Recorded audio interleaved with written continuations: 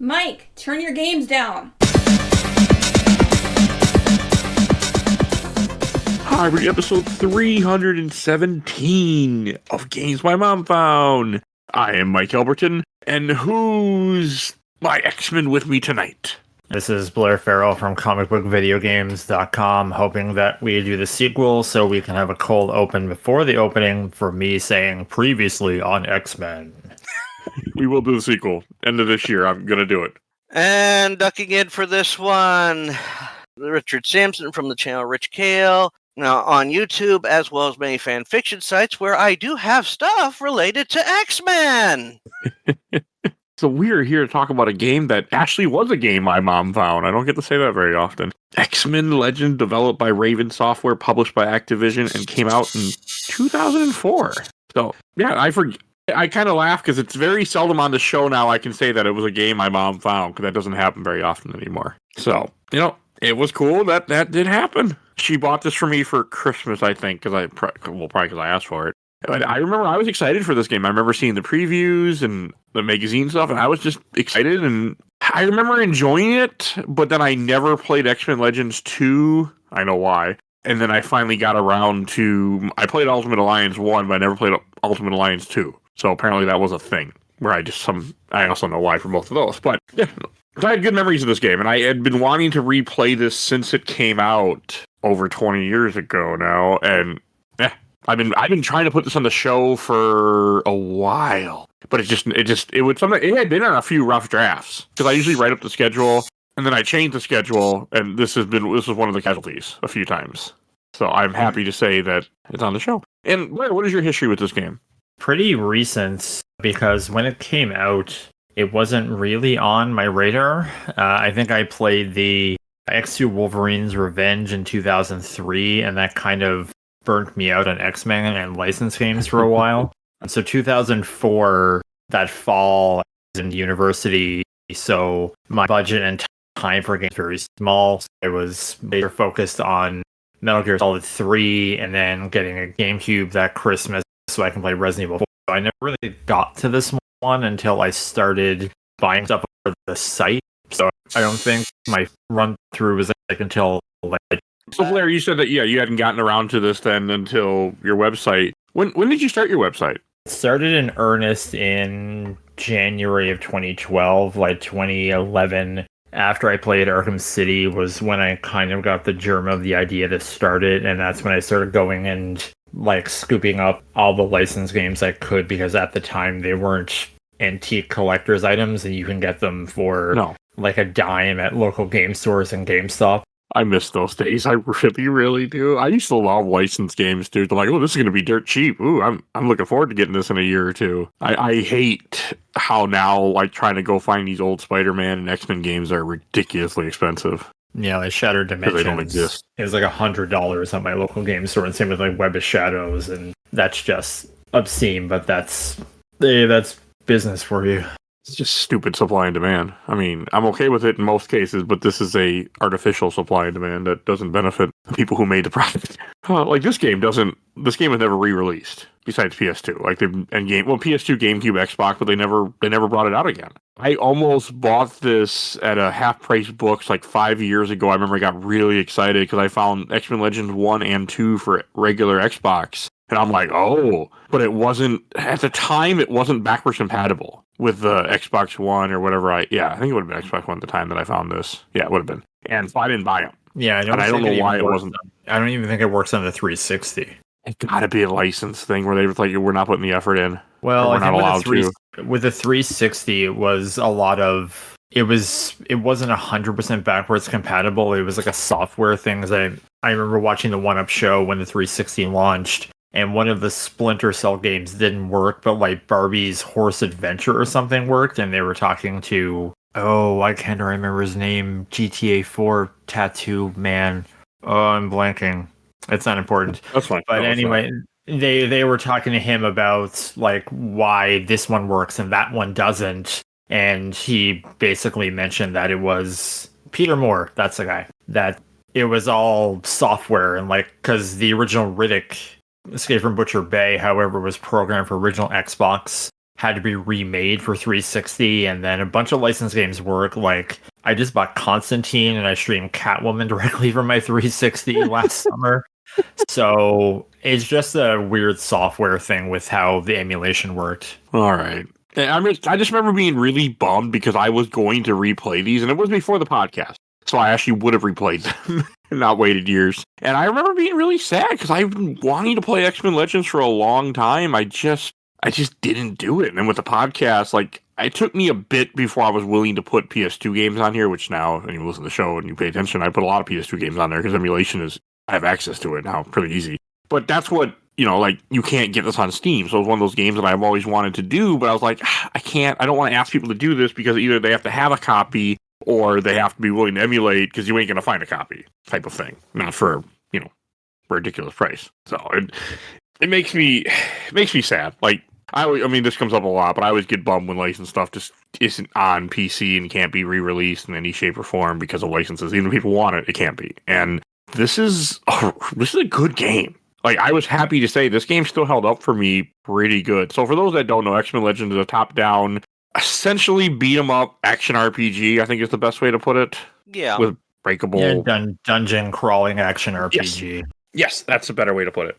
That's probably more fitting. And it works. My only complaint, which is really 2004, is I don't like the fact that they're in their ultimate costumes, because I don't like the plain costumes. But, I mean, that's what the movie was like at the time, too. So the movies that we would have had them in black leather. Like, it's close to what would have been more acceptable in their edgelord 2004 days. Well, it would have been the era of new X-Men from Grant Morrison, which was also stock black and yellow uniforms. I don't know when that run ended. And Ultimate X-Men and the movies. So yeah, I didn't like that either, and that carries into the sequel, but there's better alternate costumes. I know we had the discussion because I changed Cyclops into his yellow trunks, blue hood outfit, and Wolverine in the yellow tiger stripe, and Jean Grey is Phoenix, but then Storm, she just has this weird commando outfit, and I kept mistaking her for one of the enemies, as she didn't look like Storm. That's just weird to me. Like, I also didn't figure out how to change their costumes. I looked a little bit, so I don't know if I had to unlock something or I didn't look hard enough, but I looked a little bit, but not that hard. It was skins on the character selection. Huh. Yeah. I didn't even think you could do it in the first one. I thought that was something that was reserved for the second, because I know Cyclops' outfit is the astonishing X-Men outfit, which I really like, but it's also a bummer that, like, there's so many suits to pull from, especially like the 90s era, but I guess you have so many characters and you have to do the alternate suits. Like, yeah, there's no Jim Lee Cyclops, which is a bummer. It is. I mean, there's one mission. So when I played this game the first time, I didn't do any of the side mission stuff. I missed it because I was probably rushing to get through this game because at the time I had a competition with a couple friends of mine that we were trying to see who could beat 100 RPGs first. And since this was an RPG, we never finished because we got into an argument because I was winning by a lot. And yeah, it didn't end well. But if I never finished it, I did get to 100, but we weren't keeping track anymore because we were fighting. But so I remember I was trying to go through this game quickly. And like this time, I wasn't going through as quickly. Because you guys had mentioned in the chat how there was like a Juggernaut mission, there was a Weapon X mission, and how you missed it. So I paid more attention and I went and did those. And like the Juggernaut mission, it has them in their original costumes, or maybe not the original costume, but it has them like, and it was like, this is awesome. Like here they are, yeah. And they're in the original costumes in that mission. And the Sentinel one, they're in their classic costumes from the night from like Giant Size X-Men #1 from that era. Of course, which is what Chris Claremont era. Yeah, and it made me happy because I'm like, I love these costumes. Like, man, I like their other outfits. Like, I don't like this just bland outfit. I like some of the outfits, but gonna ask me my memories on the game? Oh God, I didn't, did I? I'm sorry, Richard. What are your memories with the game? Well, I got this as actually I think either a Christmas gift or a birthday gift from my brothers-in-law, from Adam and Andrew. That's their names. I was actually at a time where I was actually boycotting Marvel because I was very, very pissed off with some of the things they were doing in the comics. I mean, this was at the time for a storyline they had the Church of Humanity, and they took several mutants and crucified them on the X-Men's front lawn, some of which died, some of which survived. So, I'm fine with certain things, but that sort of thing, that one's pushing the buttons for me. I get it. I never really read a lot of comics I didn't read any comics at the time, and I still read a small amount of what I should. Yeah, and about the only thing that sort of helped, sort of push this one to giving it more of a try when I looked into it, I see favorite characters of mine, and, at least one of my top 3 favorite characters is in the lineup, so I give it a chance, and I actually enjoyed playing it through back then. And I enjoyed playing it through again this time round. I'm glad. I remembered some of the stuff, too. I'm glad to. Remembered nothing from this game. I realized, like, my memory was not good at this game. I've only played it once. I remember I still have a copy to the right of me over in with my PS2 games. I can see it. Like, I only played it once, never got around to it again. I always meant to, but so many other games, and I went through my phase of 360 where I was like, hey, I only want to play stuff with achievements, and since this wasn't on 360 with achievements, I wasn't gonna replay it. But so it was kind of almost like a brand new experience. I didn't even remember who all the characters were. I knew Wolverine was in this game, obviously. I remember Iceman, Cyclops, and that was really about it. Well, of course, I remember some of my favorites in the game, and of course, when you look through things, it's a reminder of who all's in it. And they used a lot of classics. They used a lot of classic characters, ones that everybody thinks about. Definitely a good many characters appeared in the 90s cartoon because they are people who will remember them. Yeah. I mean, you have Iceman, Cyclops, Storm, Rogue, Psylocke, who I don't think Psylocke was in the cartoon, if I remember correctly. No, she probably in one episode, because I think there was an episode where Apocalypse was abducting psychics. But yeah, she wasn't like a main character in the show. No, she wasn't a main character. You have I don't Beast. even know she had a speaking role.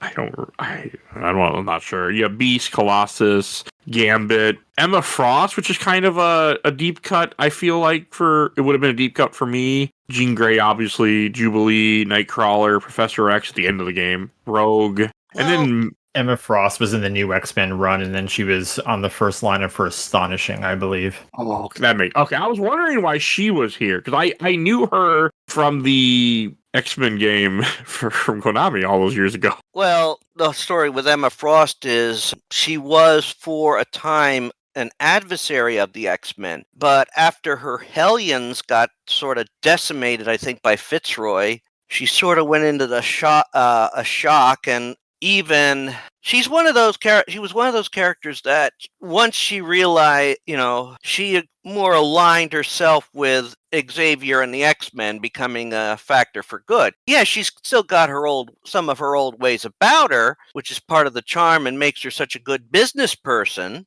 but she's basically turned over to the good side. I mean, I enjoyed having her in here, and I just remember as a kid seeing her like, oh, I know who she was, but I remember being kind of surprised. The whole reason what I was getting at is that I'm surprised that there's no Angel in here. One of my favorite X-Men for some weird reason. Now, if you really want to get a good idea, part of Emma's redemption, you have to go to the comics and go through Generation X. That's not going to happen. So I do own an issue of Generation X because it has a first appearance of some girl that can roller skate as her mutant power. And roller skate is her mutant power? Yes. The only character I ever remember seeing in roller skates in Generation X was Jubilee's friend Sinjin, and that was seen in a flashback. I don't think this is it was just, I collect first appearances sometimes, and my friend had made a joke about that character all the time, so when I finally found the issue for $3, I bought it. It used to hang on my wall. If it's issue 24, if that's the one I'm thinking of, it was basically describing how certain characters' powers manifested. It was the girls, and they were at one of Monet's parents' homes for the holidays. Emma, Paige, Monet, and Jubilee. That's the only thing I can remember of it being roller skating. I'll look it up out of curiosity when we get done with this. And the other character we hadn't mentioned, the one that to me was a brand new character because I've never seen her before, and Blair, I'm wondering if she was in other stuff. Magma. Was she around at this time? I have huge gaps in my X-Men knowledge, so I think so, but I'm not sure. I think she may have been in the comics. I think she may have been one of like the tertiary players in like X-Men Evolution, but Magma, I like how they use her in this because I was actually watching a video before Christmas by a creator, Xavier Mendoza, and he was talking about the Pride of the X-Men pilot and how a trope of the X-Men is to have a young female character who comes in on the team as the audience insert. Like in the comics and that pilot, it was Kitty Pryde for a time, then it was Jubilee in the cartoon. And in the movies, it was Rogue, and now in this, it's Magma, because you need to have that person walking around the mansion being asking people, who are you? What are your powers? What's your origin? Because, X-Men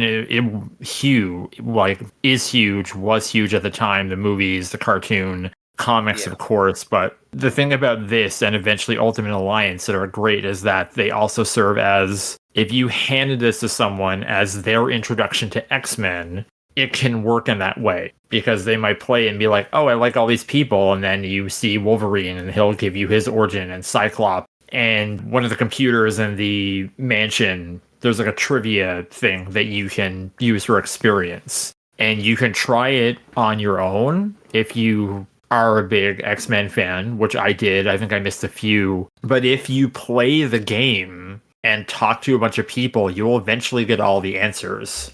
Oh, that's cool. Either that or you remember them from your lore. I mean, I did. Well, yeah, that. I mean, I went through that trivia game early on, and I went through every question. I think I got pretty much all but one right, which just shows how much of this information I've retained from reading it or everything else. Well, I mean it sticks with you. I mean, X-Men is, for us who grew up in the, the 80s and 90s, like, X-Men is important to us. Like, it, makes sense. Also, I looked up Magma, and she showed up she debuted in the New Mutants, issue 8, October 1983. So she's been around for a while, but I guess for this one, they decided, instead of using one of the typical ones like Kitty Pryde or Jubilee, we're going to throw in someone different. And that's fine. I mean, for a lot of people like me, it was a character that I didn't know, so it works in another good way. Her voice actress, I recognized that voice, but I couldn't place it. Bree Summer.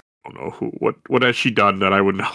Let's see. Penny from Inspector Gadget. Okay. Number 5 from Kids Next Door, as well as her sister. I heard that voice. I'm like, I know this voice. Elmira Duff from Tiny Toons. That's it. It was Elmira. All right, let's face it. Bree Summer, she's done a lot. I mean, you're talking voice acting royalty when it comes to her with how many she's done. I mean, she started all the way back in 1984, like for films, animated series. Actually, it looks like Penny was her first role. I did enjoy all the voices in this. I mean, they do repeat the same stuff over and over again, which is fine. It's the era. Like, it is what it is. Yeah. But didn't have a problem with it. Like, I had I was fine with it. I enjoyed the characters. I mean, this game there's not a lot to it. It's kind of just, it's a dungeon crawl, like Blair said earlier, you just kind of go through it. But I was never, bored. I always was having a good time just playing this game. The only frustration comes is when you start running out of characters to fight. That only happened to me at Master Mold. Other than that, I did have save states, which I didn't use often, but I had them there when I did dumb shit. But then I also forgot they were there, so they were mostly useless. Yeah. I mean, each character had their own skills, and if you look through the whole voice acting cast, you're going to see a lot of well-known names in there. I mean, of course, Patrick Stewart for Professor X. Oh, he did it in here? Yes. Didn't realize that was his voice. Oh my god. He did it in X-Men Next Dimension, Wolverine's Revenge, this, and the sequel. Oh, cool. Okay, I did not realize that. I mean, yeah. Yes, they had Tony J voice Magneto, which is fine choice when you want to have a villain. I mean, yes, Magneto's become more sympathetic over the years, but definitely a fine voice. He's got that was a very commanding voice. You had, D. Bradley Baker as Nightcrawler and Multiple Man. Stephen Bloom. Yeah, my game, I was about to say, my GameCube copy of this, I have it on GameCube and PS2, is autographed by Steve Bloom as his first time as Wolverine. Damn. We also had Earl Bowen, which I was just telling Mike about beforehand. I mean, that's a man that a lot of people will recognize visually from the Terminator movies, the first 3 Terminator movies. He was voicing Colossus, but other people will recognize his voice from other stuff, especially the Monkey Island series. He voices LeChuck. Should play that someday. You should. It's pirates. It's funny. I'm kind of out of pirates right now for some reason. Yeah, I don't know. why that. It's also, I'm but sick it's of also, pirates right now. it's also one of your least favorite genre types of games, though. Yes, that's the main Point reason why it and click. hasn't happened yet. But you'd love it when you play Monkey Island, especially when you get to the sword fighting and trading the insults. We'll see someday. And Let's see. They had Armin Shimmerman in this game as Toad. You know who that is, right, Mike? I'm not sure. Have I don't know you, the name, no. Have you forgotten the rules of acquisition already? Oh, he played a Ferengi. Okay. Oh, he was Quark, wasn't he? Right. Okay, yeah. He played I a just few know Ferengi, him. but Quark. I didn't. The villains aren't around in this game long because you kill them pretty quickly. So, to be fair, I don't. He You don't did. kill the villains. We don't he kill did them, but they don't last long. He did Deadpool and Ultimate Alliance 2 as well. Mhm. And to circle never back played on the Magneto thing, because you mentioned that was Tony J. It's a bit topical because just before Christmas, the Legacy of Kain 1 and 2 collection came out. Oh, and if you're wondering why does that name sound familiar, it's because he was the voice of like the ethereal being who kind of guides Raziel. It's been a while since I played those games, even though I just bought that collection. But for Canadian listeners and patrons like myself, you will know him as the voice of Megabyte on Reboot, which is how I know that iconic voice. Oh yes, he is my Megavolt. Megabyte. Not Megavolt. Megavolt's a different guy. But yes, and here's a fun little one. Danica McKellar as Jubilee. And I looked at that, and that made me even laugh back then. I mean, those who don't know, Danica McKellar played Winnie Cooper on The Wonder Years. Oh, okay. Now I know what you're talking about. And when she left that for the time being and went to college, Danica she gained a degree in mathematics. She even wrote a few books. And this is what's funny to me because Jubilee suffers from dyscalculia. Oh. Which would be one hell of a trick for her to become a master of math, get a degree in mathematics if it was Jubilee doing it. Because that's like dyslexia with numbers. I didn't use Jubilee at all in this game when I was playing. I don't care about her. I kind of stuck to the same team unless the game dictated otherwise. So my team was Cyclops, Wolverine, Storm, and Jean Grey, and I mostly kept Jean Grey around because of her ability to make bridges. So she can use psychic energy to like build bridges, which is the only reason why I use them. Because a lot of the enemies, because there's lots of levels where you're fighting Sentinels and new type of Sentinels that are almost like the ones in X-Men 97 where they're humanoid Sentinels. Those are cool. I forgot about those. And they're immune to mental attacks, which is understandable because they're machines and they're not people. So I don't know, it really didn't make much sense for me to keep Jean Grey around a lot of the time. And then there's lots of points at the plot where they'll take her away, like the ship level where she's kind of off-site, like repairing things mentally so you can kind of navigate it. And then I guess the game knows to give you Iceman because he also has the ability to make bridges. I've never been a huge Iceman fan, and I'm, if I have a guy who can use ice or Storm who can do the weather, I'm going to take Storm. Well, when it comes to these characters, I mean, they each had some of them had certain abilities that you could use. I didn't know Jean Grey could do bridges, but characters like, as I was reading up on it while I was playing it, Cyclops and Storm both have leadership capabilities, which will boost your character's attack power and such and stuff if they're in the team. Mm-hmm. I mean, you could make a literally unstoppable team when you get the characters high enough by just putting Storm and Cyclops in, and whoever other two you use. Storm is good at putting out fire, so is Iceman. I also want to speak for the Brotherhood mutants. I think it did a good job bringing a bunch of good villains in for boss fights that you would know. Like, you fight Avalanche, which I hate. You fight Sabretooth. You fight Toad, Mystique, Pyro, Blob. Like, they do a good job getting in a lot of characters that people would enjoy having in the game. Yeah, that pretty much people recognize for what they are. Yeah. Getting back to like some of the abilities like they had, I didn't know until Blair just said it that Jean could do bridges. I did not know that. The reason I kept Iceman was for that. Well, Iceman can do bridges. Magma can do bridges once you get her in the team. Oh, I never used her other than when the game made me. Yeah. So I didn't like her. And actually, with her ability, you can actually, when you activate her magma, her skin, she takes less damage. Yeah, I did use that a lot because the game has a lot of missions where you just have to use her. So I would use her and do those missions, but I never really I just didn't like Magma because she wasn't. You're giving me a game with all these great X-Men characters that I love, and then you give me someone I don't know. I'm not going to use the one I don't know. Yeah, well, you have to learn different characters. I would shy away from certain characters, and one thing I would do is I would mix some out. I'd always take certain ones in to start with, but if they were ones that I would definitely need, I tried to always have them in the lineup. And some are good at other things, like both Gambit and Jubilee can do a charged attack on something that will make it blow up. Okay. Which is both integral in their power in their power set, especially as they revealed more about Jubilee over the years. That it comes in so handy. Like, you must destroy these items. Well, instead of wailing away on it, charge, walk away, boom, done. I just don't like her. Easy.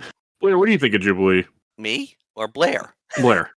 She's never been a favorite character of mine. I think my Jubilee connection, again, as a Canadian, was that she's voiced by Alison Court, who also did Claire in the Resident Evil series for 2, Code Veronica, and a lot of appearances. So it wasn't... I didn't use her that much. I kind of stuck to the same team unless it dictated, but I noticed with the last boss that the game almost incentivizes you to try a lot of characters, because the last boss, and I noticed this game has some weird difficulty spikes where sometimes I'll just walk through a level and there's no problem, and other time there's that section where there's rapid missions one after the other, and one of them is a Sentinels are attacking New York, and this game will throw out health upgrades like they're candy, and then they just weren't giving me any, and I was constantly on the verge of death. And then I would do another level after that, and it would be fine. So the last boss is a huge damage sponge, and there's a save point over to the side. So you can resurrect your favorite characters, and once it gets leveled up enough, they're more expensive to bring back. Yeah. Or you can just bring in more people to go after them, which is another strategy that I kind of started to do towards the end. So it does incentivize you to switch people out. Yeah, definitely. That's a very good strategy. The more people you have, the more you have to pull on. Of course, you don't have save points at every level, which can be a pain, especially if you get wiped out, when you're one away from completing that part of the mission. It was the only time in the game where I switched party members, where I realized I could do it, because the final boss, you fight Magneto, and after you beat him, then the Sentinels attack Asteroid M. We'll go back to it, but you fight Master Mold, and I ran out of health potions because I used a whole bunch in the Magneto fight, and the game doesn't let you go to the danger room. It doesn't let you buy anything, so you're pretty much forced to just play. So I had to start using all my characters. I just went through and I've never used Colossus yet. Well, let's throw Colossus in here. I'll level him up quick, and he can be part of the team. I still didn't use Jubilee or Rogue or Psylocke. So that's interesting, because I walked over Magneto. I never had any trouble with him. But something that I will give this game credit for is that I'm just thinking of something. I remember watching my brother play Final Fantasy VIII back in the day, and at the final confrontation, everyone comes in. But if you don't use certain characters, they'll be at level 8, but then other characters will be at level 70. Yeah. So if you do have to bring in a new character, you can kind of add a bunch of points to their stats to kind of get them up so they're not just weak nothings. Yeah, so at least that's that, because this game is very fair in that regard, and kind of the design, and I can't find the document or where I read it, whether it's online or in a magazine, that initially this game, they wanted it to be more like a turn-based Final Fantasy, where it would you kind of be like, you build up your team and take turns attacking, but then they settled on this action thing because it worked better for the license and just ease of play, I guess, for a mass market. I could just be misremembering something. That Although sounds game's accurate. been- Yeah, it does sound I mean, if you're accurate. misremembering, it still sounds like something that makes a lot of sense. I would Yeah. play the heck out of a turn-based Marvel RPG, and I don't know Hey. why anyone, like, the closest thing we have to something like that is the Battle Chasers game that came out last generation on PlayStation 4, where it's like a game based on a comic that is very much aping like Final Fantasy X, and that's kind of an underappreciated gem. I really like that game, and I think the X-Men license would do well with that kind of setup, even if it was kind of more action-based, where you had to like position them around the field. We just had the Marvel's Midnight Suns, which I know I really liked, but it didn't meet sales targets, I think, because most people were turned off because of the whole card mechanic, but that's a story for another day. But something that would be interesting if someone had the X-Men license again would be like a strategy RPG where it's, I have to, position Storm over here to do something, to say like summon rain to put out fires, and Wolverine's that go over here and like attack some people, and Cyclops can be in the back kind of like shooting. But it's still, with this kind of action setup, it still works too, where it's, you have enemies that are, say, resistant to beam attacks, so then you kind of like bring in Wolverine to like hack them, and other people are resistant to physical attacks, so it's like, well, I'll just hit up, switch to Cyclops, and shoot optic blasts from the backgrounds. So I love that the game kind of, because you can use Wolverine, because Wolverine's like constantly just like regenerating health, especially if you put points in that. So he becomes like, I found him invaluable. So for me, it was use Storm to kind of chain attacks, and when her magic points were down, or whatever they call it in this, like I go to Wolverine and just like attack fools, and then wait for Storm's thing to kind of get back up, and then switch back to her. I mean, I was alternating, like, when it came down to the Sentinels, I would, because they were resistant to mental attacks, but also very dangerous when you cut in close. In the beginning, I was using characters like Cyclops, even Jubilee, when you can, because they have projectile attacks. They don't have to get close to their enemy. Of course, you have to run away when they drop the bombs, but it also allows you to, hey, I know multiples are going to pop down if I go over to this area or to this area or this area. So if I control how many are going to come down at once, I can eliminate them. It may take more time, but I'll eliminate them easier. And when you have more than one character and that can do multiple attacks, like, that's even better. I mean, I use them for different, you need to do demolition, destroy something. If you have either Gambit or Jubilee to pick, just use them and have their ability to charge up something and it goes kerblooey. It's faster than Wolverine hacking away, even though he was can do it. A little slow. Yeah.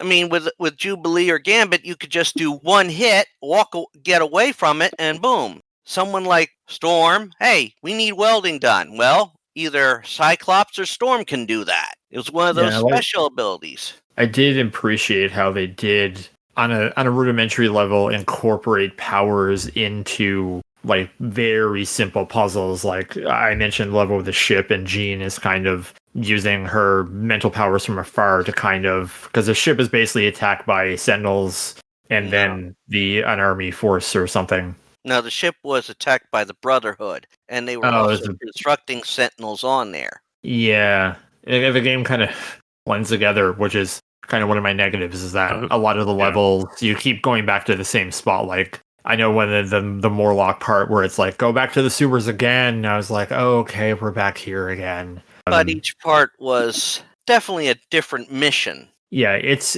a creative use of recycling, where it's, okay, there's a story reason as to why we're going back to the sewers, but we just get to use these assets again for another sewer level. Yeah. Yeah, I got tired of the Morlock stuff. I think you go there, 3 or 4 times? I think 3. Yeah. A little too much. I don't care for the Morlocks a whole lot anyway, in general. I've never been a big fan of them. I remember them from the old the 90s cartoon, but I just don't care for the Morlocks. Yeah, well, they Well, the Morlocks are also showing back in the day there was more research done, and you had more literary people, more literature literate. I mean, the Morlocks are the name of the underground beings in the Time Machine in the future. Okay. So, that's part of why some of these names were selected. Just to, I mean, why would you name somebody Calypso? And that was a reference to a literary character. And I'm also now looking up one other character because, I do like seeing, is it Meryl, I think you fight in this game as a boss Yeah. fight? I like Meryl because I know her from a game that I never really played very much. She's in the X-Men Capcom arcade games, Fighters. She's in those. And I remember seeing her when I used to go to like arcades back in the 90s, and I remember seeing people play that game. I remember seeing Meryl, like, oh, I don't know, and I barely knew who she was. So it was kind of cool seeing her down there, and you get to fight her, even though she was a bitch of a fight, but it was Yeah. so cool. Oh, the second fight's even was worse, but Oh, the one where you have to kill the 4 Morlock wizards that revive, resurrect yeah. her each time. Yeah. Yeah, that was a bitch. She appeared in September 1994 in Cable issue 15. First time okay. I saw her was, and that was when she had the name Sarah Nucky. Okay. Didn't know that, but my first time seeing her was in Generation X issue 5 or 6. They had Artie and Leech, and they had captured Emma Frost. They were working with G Nation. She was working with G Nation with their guy. The only thing keeping Emma at bay was Leech, because of Leech is Leech's powerful. power. He's a really good card. He was a really good card in Marvel Snap, too, at one point. That pissed everybody off. Oh, he eventually joined the Generation X group, but there's apparently some mutants who are immune to his ability, or maybe it's just that he siphons off things that could be used offensively. Well, now he only hits 6-cost cards in your hand, not all the cards in your hand. Yeah, because I remember in that comic when they have Emma sort of restrained, she's near Leech is kept near her to keep her weak, and she's like, Leech, your power's only active when you're conscious, right? Yes, ma'am. Sorry about this. And she kicks him and knocks him out, and Meryl's like, oh, shit. That's funny. Okay. Yeah. One character I didn't use at all in this game, which I'm kind of surprised, because I like Nightcrawler a lot, but I never used him in this playthrough, except like maybe once or twice. I think he's pretty good for like teleporting into areas that you can't access. I mean, there's one, I think one danger room disc on the ship that you would probably need him to get at, because you can't smash through the wall. I don't know why I didn't use him. Because I like Nightcrawler. He's one of my more favorite characters. I just didn't mess with him at all in this game. Except I think if the game made me at one point, I think he was kind of forced on the team. I would have liked more flashback missions, because I did enjoy the one where you do Weapon X and you run through Wolverine, where he's, naked Wolverine. Like, that was fun. The Sentinel one was really good. Like, the Juggernaut one was really good with their original costumes, even though they essentially bring that mission back, and then you have to fight Juggernaut in the mansion in present day, which was fine, but I don't know why I it's just twice. wish they didn't lock you out of them. Yeah, I agree.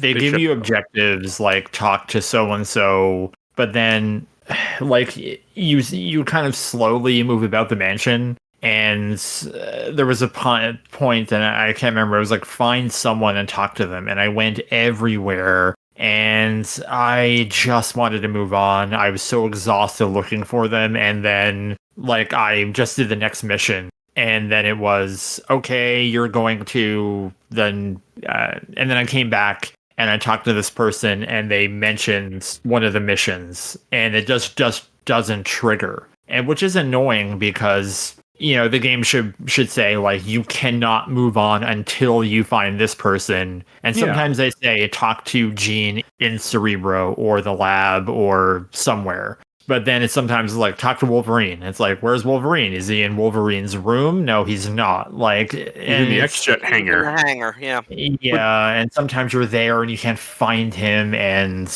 I just wish it's stupid. They could remake this and have a map saying like Wolverine is here, go here.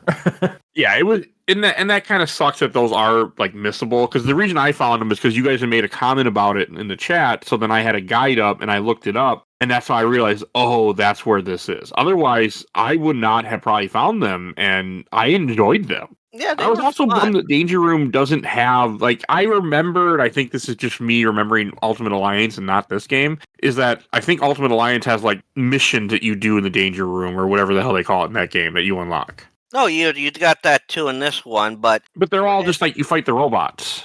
no, not all of them. I mean, if you work through to gain the experience by doing those missions, you can actually unlock things, and there's even like nightmare level missions, hardest as hell probably, for different characters that you can find. Oh, okay. I did get some of those. I didn't play those. I forgot about them because they were near the end of the game when I was getting done. Yeah, I couldn't find them in the menu because I was doing all the Danger Room missions as it came up. So, like how it is, you kind of have these classes where it's you go to the Danger Room and then you have missions. The first ones are basically tutorials about how to do combos, use your powers, and then eventually it's defeat so many enemies or protect things, which I found to be obnoxious playing by yourself. Because the way the Danger Room is structured, like I couldn't beat some of the classes in the earlier sections because it would say like protect these 6 statues, and it's in a giant circle, and it's very hard to kind of protect all of them, and it's like survive for 3 minutes, and then you get to like 25 seconds and then die and have to go back to the start. But then you would go down to the next course like tier, which you assume would be harder as you're getting deeper, and it would be like shoot these 3 switches, which would take 15 seconds. Like it was really all over the place. And I think I know what you're referring to. So in Ultimate Alliance, there's bonus missions like the Sentinel attack, but there's one where Captain America has to fight like the Winter Soldier. So it's not just like like destroy so many enemies, protect this. It's like an actual story thing where it's like a mini story where related to that character, which is what they kind of do with like the flashback missions. Yeah, and you also have, I mean, it also gives you some story details that are pretty much on the canon level when you talk to some people. I mean, when you first talk to Psylocke at the mansion, she mentions about how her mind got put into the body of a Japanese assassin. You talk to Jubilee. I don't remember any of this. Yeah, you talk to Jubilee, and if you ask questions like, "Well, why did they? He was like, why you're so real gut go? Well, I picked up a lot of things from Wolverine or Wolvie, sort of like an unofficial sidekick of his. I rescued his life up in Australia, Australia once, which is actually canon." I do like all the conversation that you can have with the characters, and that you do have the intermissions between missions where you go to the mansion and you can talk with people and get story and look at all your comic books that you collected and your sketchbooks, and you can look at data on the bosses and the characters. Like, it's all very nice. I didn't mess with any of it, but it's nice that it's there. Because I'm sure this is for some people, this was their first X-Men game. And to be fair, I think this is one of the early good X-Men games. I mean, there's a couple out there, but like... I want to say good is the more rarer variant of an X-Men game at this time.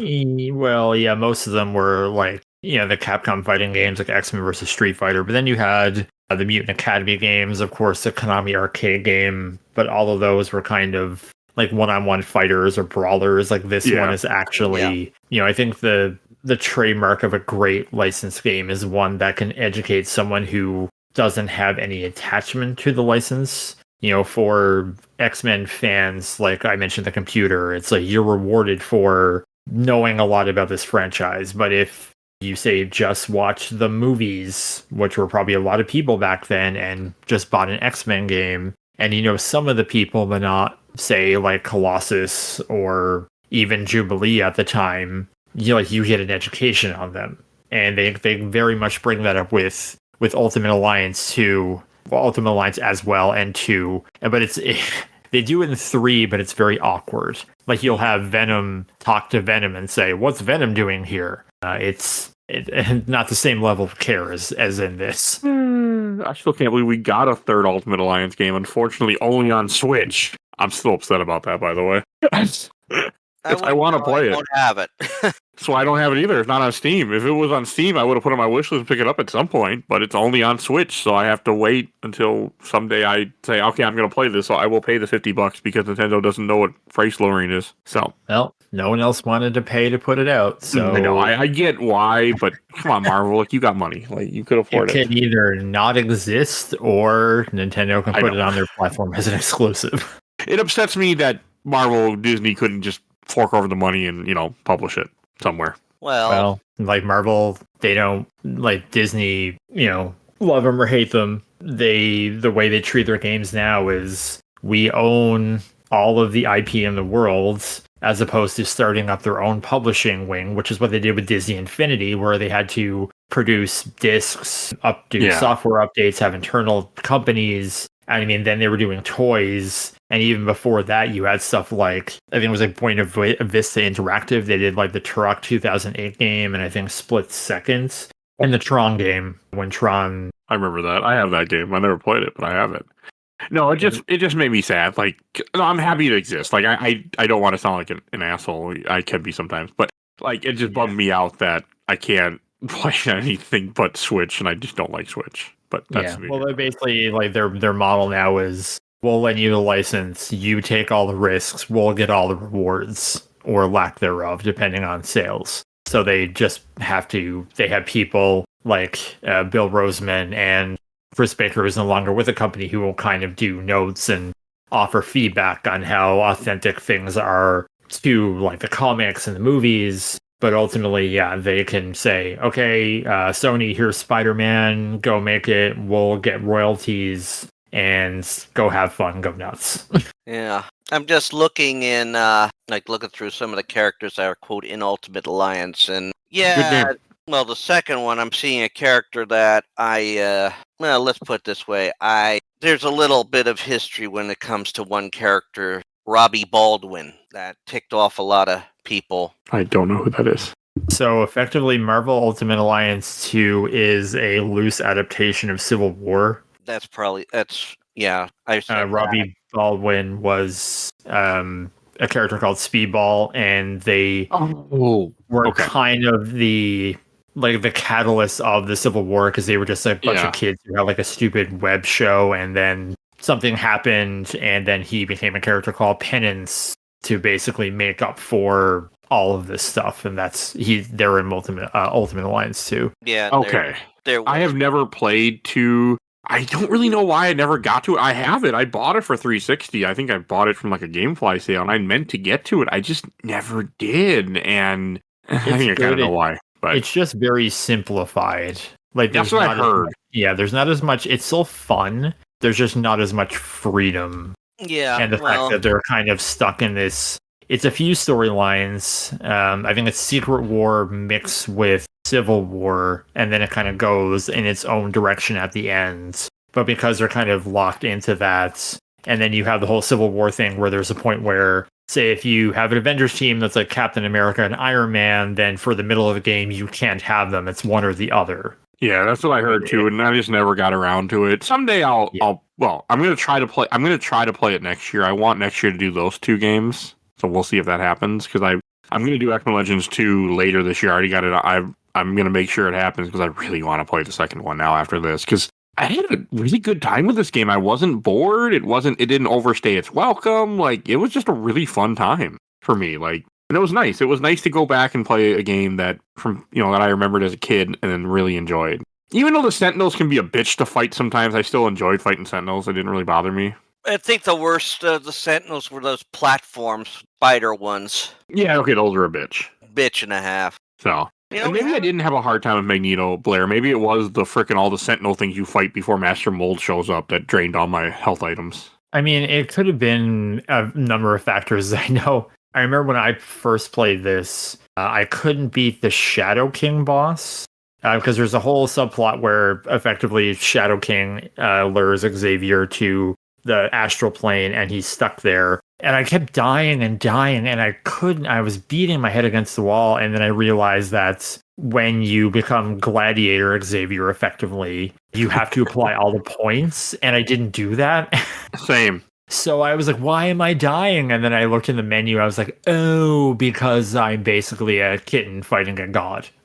I did the exact same thing. I died. I'm like, what the fuck? And then I went and opened the menu and saw, oh, yep, the same exact thing happened to me. See, that's Because- why every time I was starting a new level, I would go through at least get everybody leveled up. And I made sure I got all their powers, open by about level 15. They may have been on their lowest level for some of them, but they were open. But even that, I didn't find an effective strategy because towards the end, I noticed that like with Cyclops, his basic optic blast is way better than the secondary one, which I think is better for crowd control. But I never ever used it. And same thing with Wolverine, his kind of base like jump and slash was better than his other thing, and Storm's secondary power was only useful for like the whirlwind was good for putting out fires, but that's it. So it could be how I played, and maybe that's part of the great game design in this is that you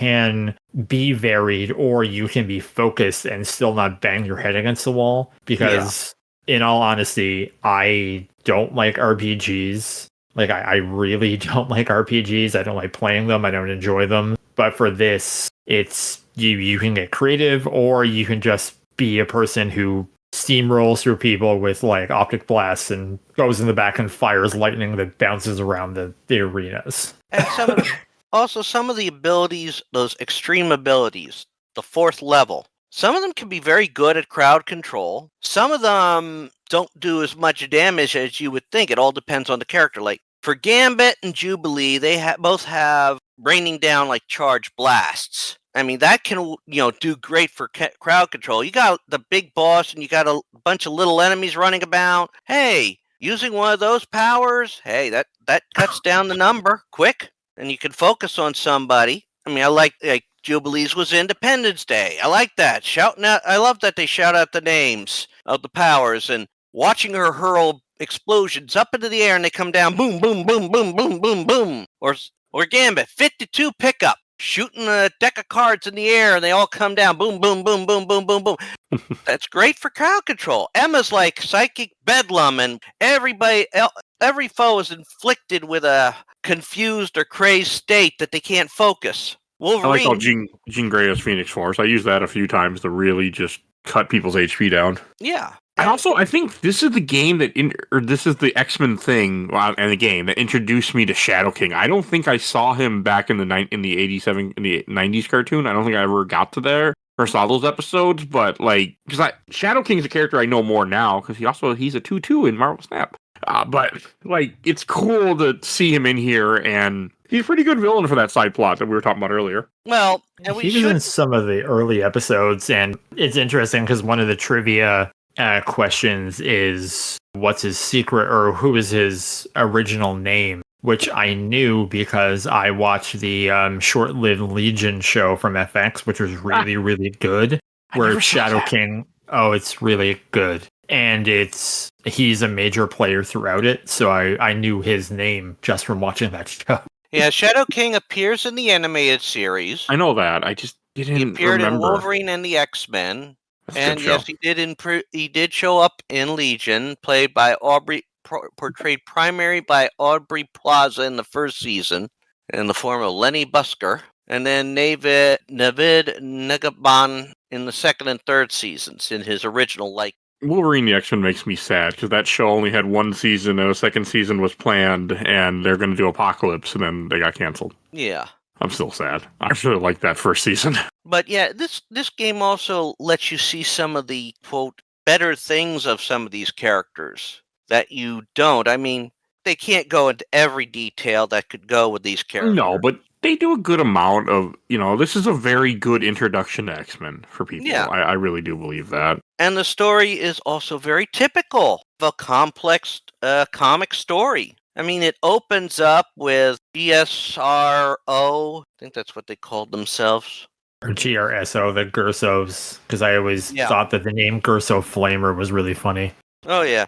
They first take Allison, And then the Brotherhood basically beats them up and takes Allison, as this is when Allison's powers start to manifest, and we go to rescue Allison from, the Brotherhood, and we get introduced to our foes in a slight order. And why did they want her? Why? We don't know this until later. Things I don't even are remember why. happening. Well, they wanted Well, Allison to. It's effectively the asteroid M magnetron, because Magneto can control all the rocks, but she can also, it's fire and magma. She could have also controlled the boulders. At the end, she's the one who kind of, because the Earth is surrounded by all these asteroids, and she's the one who reverses it. Yeah. Okay. It's such a comic booky plot that he wants to surround the Earth with asteroids until he gets his demands met. So it very much felt like, and I think that again that's a smart thing, where it echoes a lot of the first movie, where it's Magneto is after this person to operate a device. It's kind of almost a 1-for-1 for Rogue in the first X-Men. Yeah, in the movie. Where it's like, I can do it or she can do it. But even towards the end, it starts with them get her, and by the end of it I was like, why were they trying to get her? I don't even remember. And then Mystique's like, oh yeah, I mean, she could do it, but also Magneto can do it, so it doesn't really matter. So I was like, I thought they were just going after her because they were going after her. I don't think I paid a whole lot of attention to the story. I just enjoyed the game. Yeah, and then Xavier mentioned something about how her power levels are the equivalent of the Phoenix Force during one of the missions, and I was they're really doing something with this character, but then they kind of just fall into the background. Yeah, the Phoenix Force is something else, so... Yeah, well, I think they mentioned that on when she destroyed the Danger Room. But, as they're going through it, the Brotherhood is after something. Since they couldn't get Allison, they go to break out Magneto, but they also find out that there's Sentinels are being constructed again.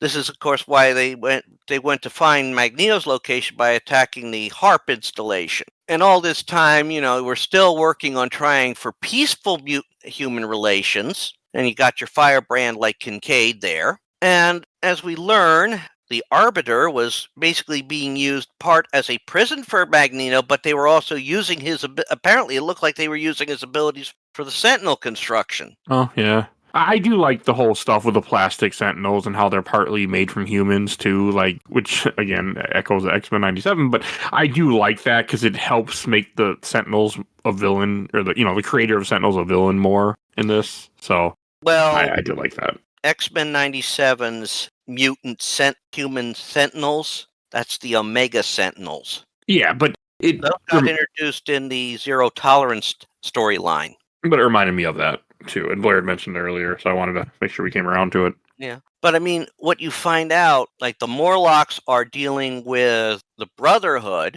and so, Gambit's finding certain things out. We find out they have Gateway there with the Morlocks as the story progresses. Oh yeah, and that's how they teleport. Yeah, that they don't teleport to the exact straight to the station, but to a point where they can get to the station, to Asteroid M. That's when you do that. Avalanche is a bitch. He's a bitch with a Sabretooth fight, and he was terrible at Dark Avalanche in the Shadow King parallel world place that you go to.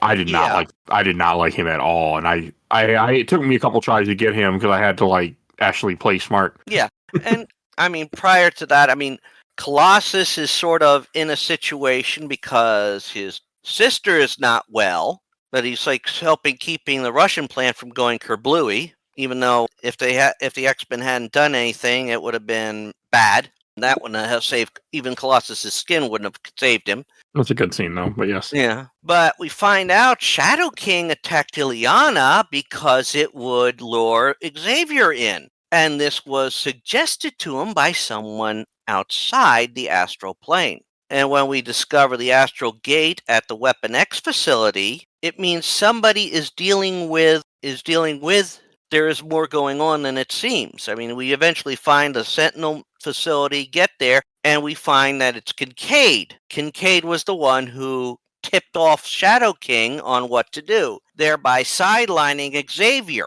because he probably knew the X-Men would compromise his plans big time. He's right. This man is the epitome of shit. And that's putting shit down. Yeah, no, he's pretty bad. I do get I do like how you pretty much get to beat him because he's in the master mold at the end, and then you defeat him and he gets arrested by the government. Yeah, which is pretty much unlike. I mean, the man wanted to start a war. He wanted to. His whole plan. I think even the escape of Magneto was factored into it because then it would take all blame off him. Yeah, that's probably. I mean, it's accurate. You know, it's a smart villain. So yeah, mutant attacks humans. Shows they're unreasonable. Would boost his thing. But if not enough, well, if the X-Men stop Magneto, well, we'll send in our Sentinels, and I'll make sure this thing crashes into New York. It's not the first time in history people in real history, people take advantage of something like, let's say here, burning down a building and then saying the communists did it when it really was you. Or an example of, let's say for no reason at all, banning TikTok and then 4 years later saying, oh, save TikTok. Like, just taking advantage of things that, you're at fault for the whole place. So, hey. And we know this is a work of fiction because a general who does something bad against their own country gets arrested. Yes.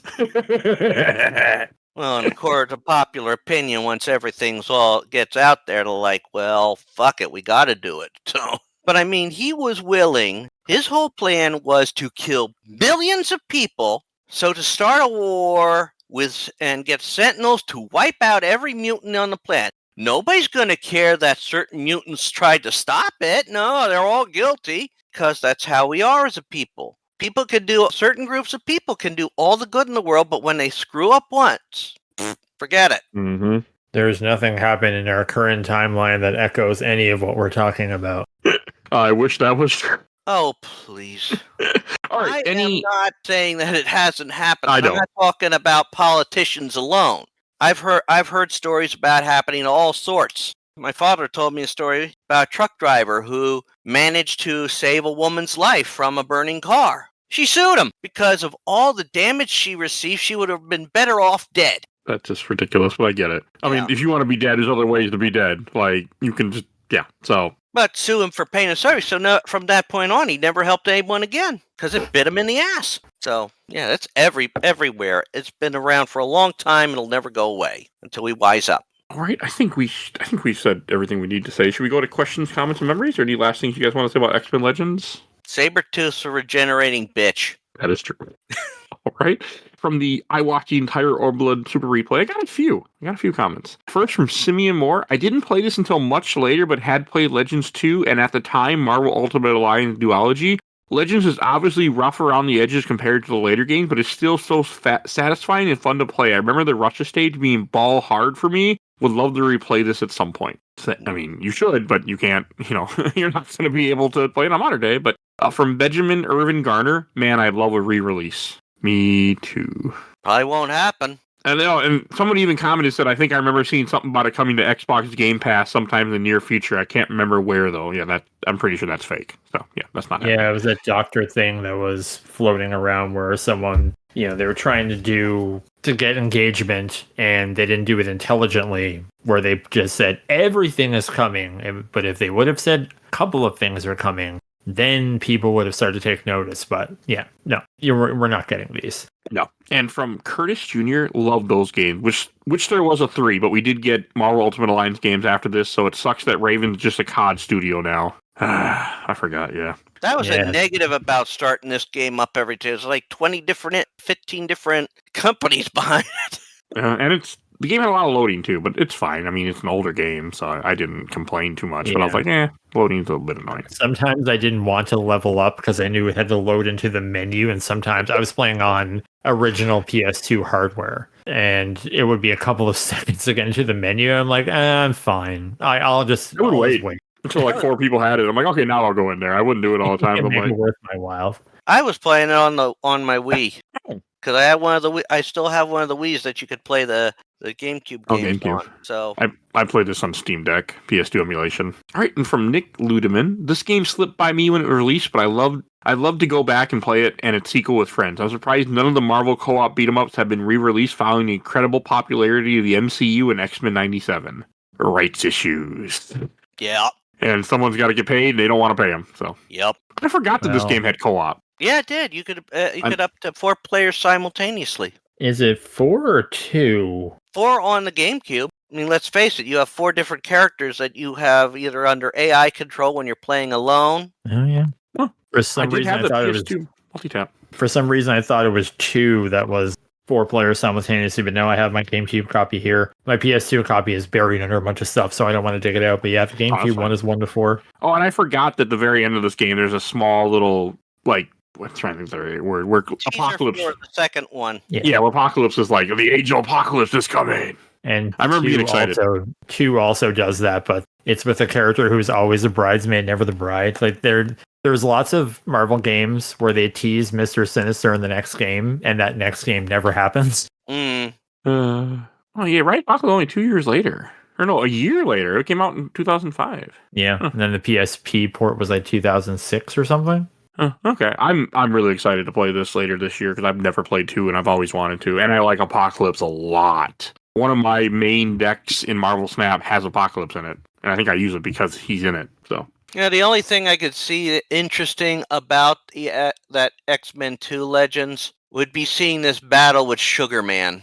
I have only ever heard of him from the Age of Apocalypse, and I don't. Character sort of intrigues me. You can unlock Iron Man in the sequel too. Oh, yeah, you have to find. There's like one part in every level, and there's one level where you need Rogue to get a part. You get like a beacon, and then you can add Iron Man to your team.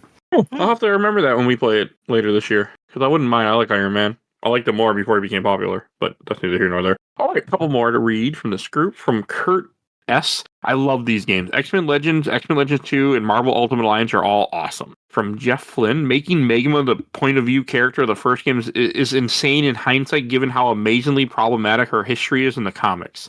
Thankfully, the game version has basically nothing in common with the comic version, so they sidestep the character history entirely, but it's still a wild choice that they probably never do today. I have no idea what her history is, and I didn't bother to look it up, nor care enough. Yeah, me neither. So, I'll just leave it at that. From Stephen Michael, crazy, I've just been going back through these 2. I've never finished it, so finally do it. Also excited to play through Legends 2. I owned it, but never played it much growing up. From David Lewis, this game is a source of a lot of my favorite co-op gaming memories in my middle school days. I don't think I played this co-op, even though I had friends and I had this game in high school, but we didn't play. From David Lewis, this game, I already read that one. From Rob St. John, absolutely loved that game. Rest in peace, Tony J. Yep. And then from the official Laser Time community, I got a couple. From Marshall Winters, break out the honors. As a huge X fan, I love these games to death. I had read a fair amount of X comics growing up, and once I saw the totally rad commercials, I had to save up my allowance to get this game. I spent a lot more time with the second one, but I do have one specific memory of the first one. The game has a distinction of being the only game I ever wrote about with pen and paper, like a journal entry. I was so pumped about playing it all day Saturday. The following Sunday morning, I wrote a few pages about how cool it was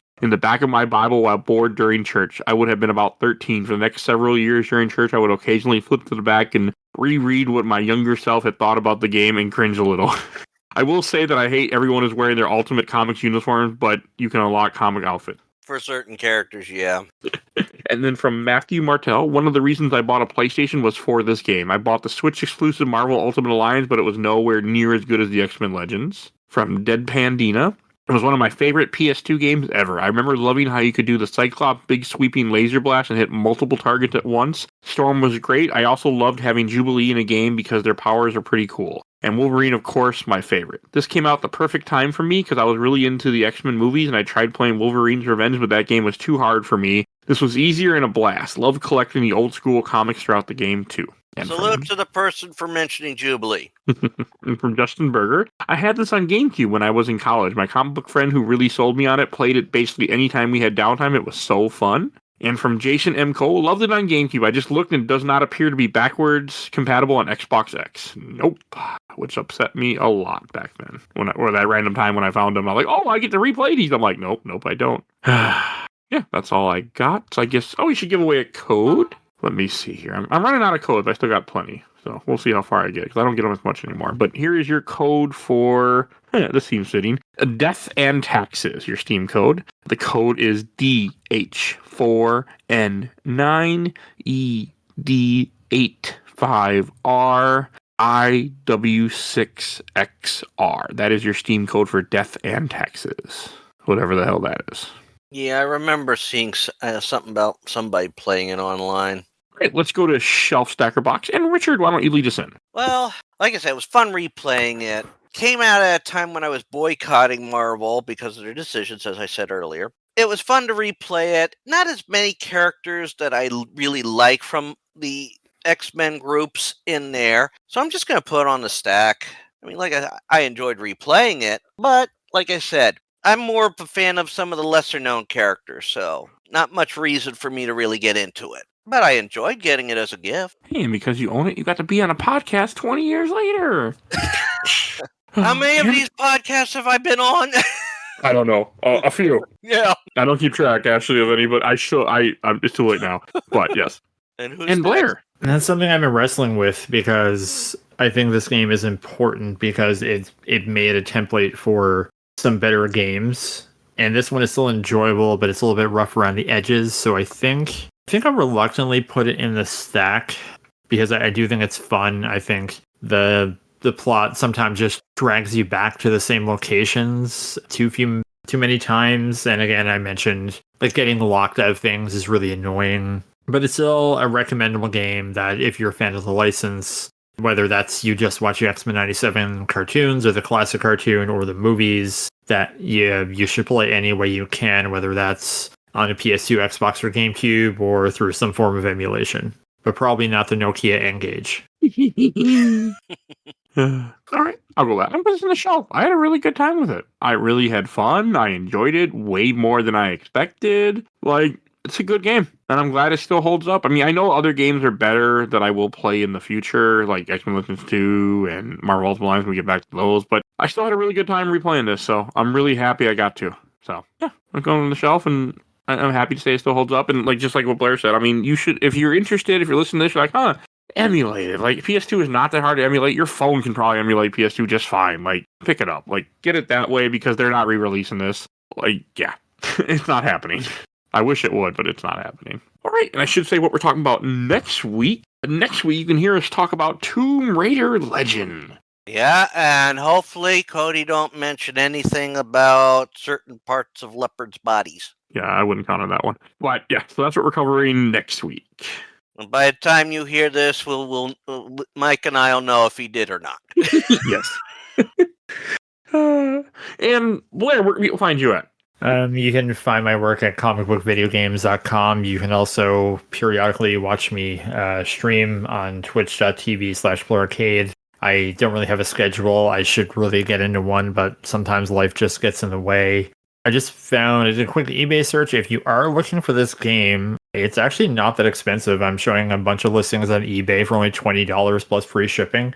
So if you have an PS2 lying around, or if you had a way to get to one, it's not that expensive. All right, and Richard.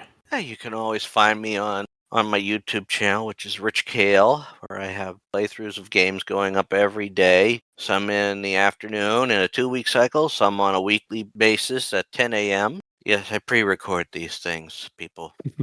And you can also find my stuff up on my writings over on various fan fiction sites like fanfiction.net, Archive of Our Own, even up on Comic Vine, where I do have some X-Men related stuff, well, Generation X related stuff.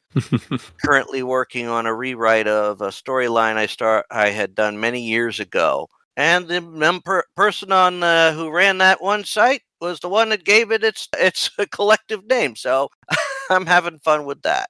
All right. If you enjoyed this episode, there's over 750 episodes of this podcast. You want to hear the rest of our X-Men stuff, it will all be in the show notes. There's not a ton, but there's some. There needs to be more on this podcast. I don't know why there isn't, but well, I know why. I haven't done it. So definitely go check that out. If you want to support the show, we do have Patreon with Little Dog Vote. In our Patreon polls, we have 1 to 2 polls a month. So definitely go check that out. Great way to support the show. It makes me happy. Also, we have a Discord. Please join our Discord if you want to be on the show, if you want to suggest things for the show, if you want to lurk, if you want to chat with us, join our Discord. It's free. Always happy to have new people join us and be there, make the number tick up. I want to give a shout out to my awesome intro and outro courtesy of Helena at Hell Has Fear. You can follow her on TikTok and Instagram. Definitely go check her out and check out A Gamer Looks at 40 with Bill Tucker. He's still covering Final Fantasy. He should be done with 7 or just about done with 7, starting 8 soon, 9, getting there. But yeah, definitely go check out his content. And please follow us on Facebook, Instagram, Threads, Blue Sky, YouTube, audio only, wherever you can get your wherever you get your podcast. Rate and review us. Helps us out a lot. I think that's everything I need to say. So we will see you guys all next time. Bye, everybody. Bye. Ba-na-na-na-na-na. Ba-na-na.